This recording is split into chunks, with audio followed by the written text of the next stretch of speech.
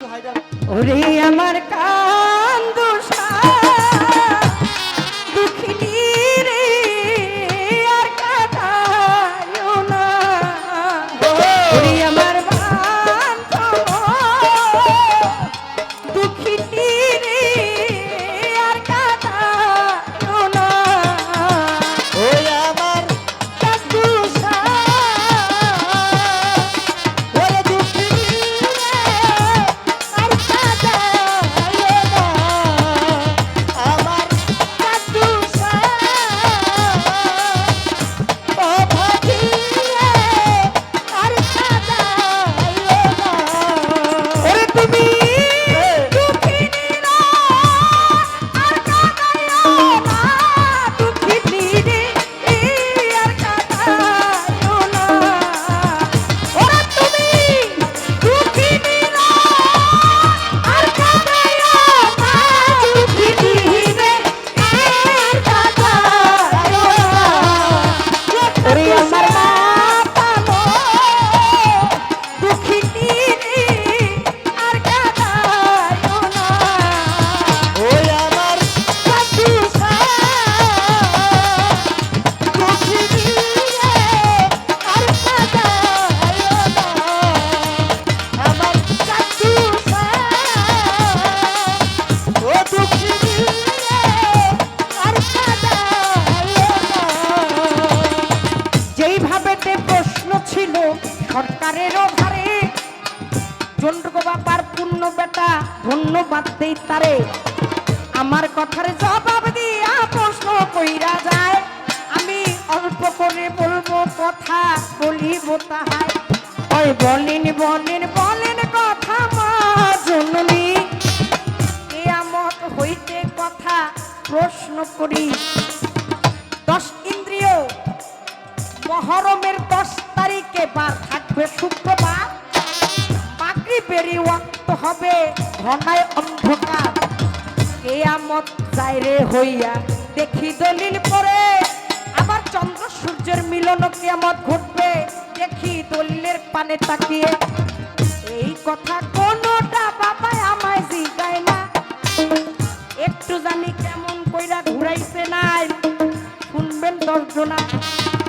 ঘর কোন ঘরের দিকে কিয়ামত যাবে হইয়া কোন তো যেইভাবে তে দিছে আমার মাথায় বাড়ি দিয়া রে মাথায় বাড়ি দিয়া রে মাথায় বাড়ি দিয়া এমনি একদল লোক আছে আমারে দেখতে পারে না ছোট কিছু কিছু লোক বাহির হইছে মাতাল দেওয়ার পাবলিক সরকারে দেখতে পারে না তাতে পাবলিক সরকারের কিছু দায়ও আসে না কোনো আসে না তার দেখতে মন চাইলে দেখবো হ্যাঁ না মন চাইলে চোখ বন্ধ করব যার যার বিষয় ভাই আমি যেই কারণে আইছি সেই কথাটা কইতে চাই। রে সেই কথা কইতে চাই রে সেই কথা কইতে চাই এ ভাই সাইফুল একটু বাড়ান না এটা আপনি ডাকে নইল আমার মার কামটা করছেন কি কোন দি মার লাগে সন্তানের কোনো শত্রুতা আছে চেষ্টা বাড়ান প্রেসিডেন্ট হ্যাঁ যেইভাবে আজকে আপনি আমার কায়দা করছেন এই কথাটা খালি আমি কইতে দেরি আর দেখবেন কালকার পরের দিন শুরু হয়ে যায় কথাটা আপনার জবাবটা আমি দিব তো সবার সামনে না কানে কানে দিব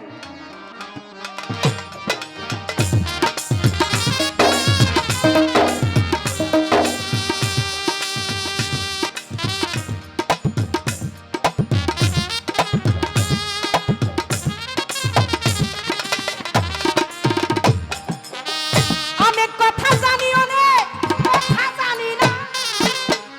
অনেক কথা জানি অনেক কথা জানি না সব কথা জানলে আমি কইতে পারব না তবে জ্ঞানী লোকের জন্য ইশারা যথেষ্ট একটু বুঝাইয়া দিয়া যায় আমার সোহেল বাবায় টাকা দিয়া ঋণী কইরা যায় আমার ঋণী কইরা যায় রে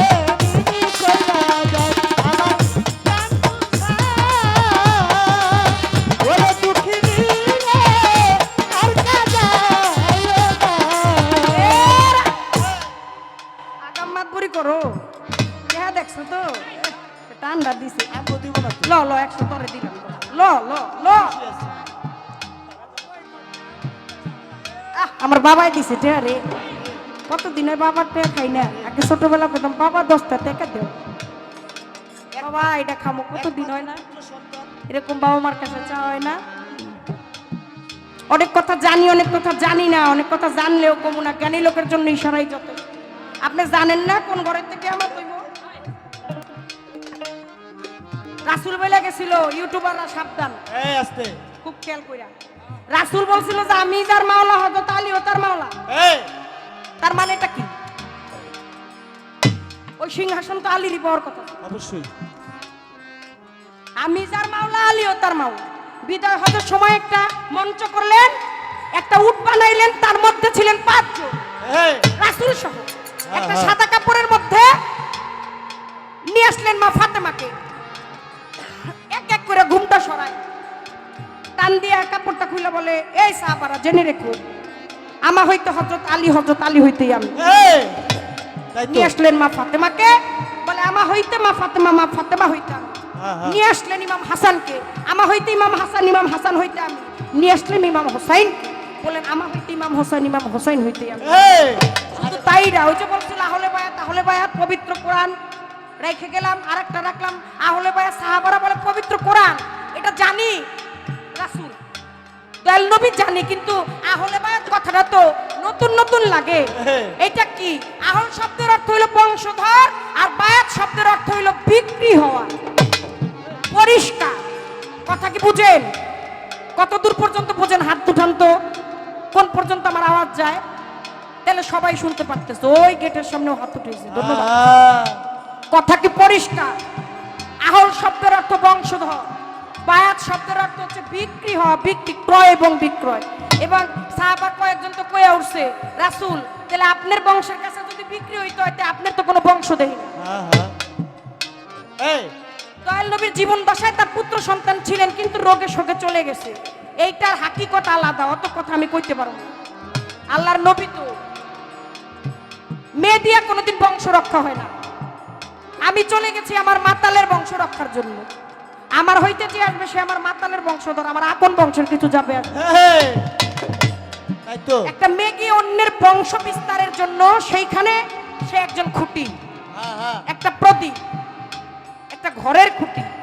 তার আপনার তো কোনো আমি দেখতেছি না আপনার বংশটা কই তখন বলছিল আমি যার মাওলা হযরত আলীও তার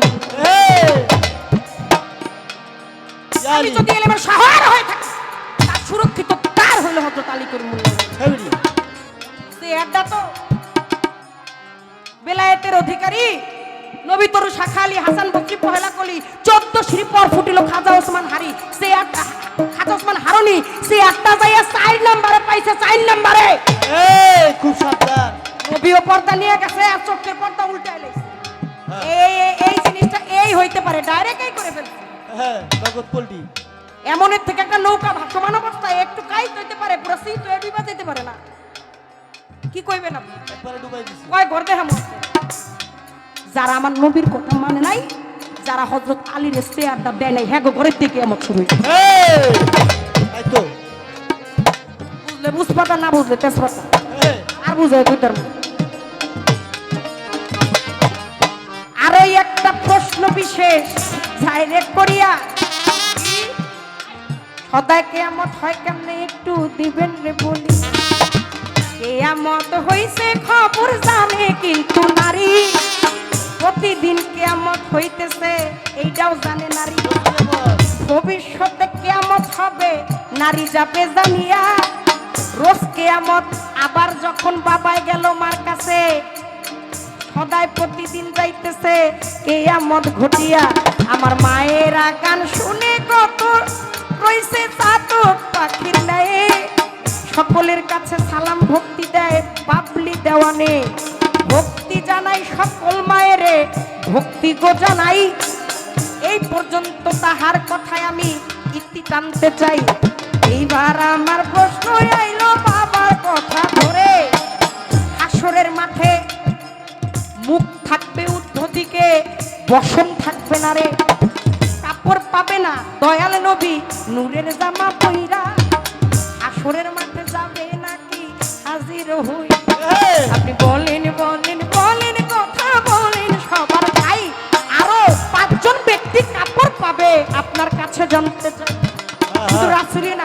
5 জন পাবে, আরো অনেকেই পাবে। 5 জন ব্যক্তিকে আল্লাহ পাক চিহ্ন করে দিচ্ছে, তারাও কাপড় পরিধান অবস্থায় হাসরের মাঠে গমন করবে। আপনার কথার থেকে কথা হলো একটু কয়ে দিয়ে, 5 জন ব্যক্তিকে কোন গুণের জন্য কাপড় পাবে? এক, দয়াল নবীর এক নাম হাসে। হাসের শব্দের অর্থটা কি? হাসরের মাঠে প্রথম আগমনকারী। নবী যায় দেখেন নবীর আগে এক একজন বয়ে গেছে।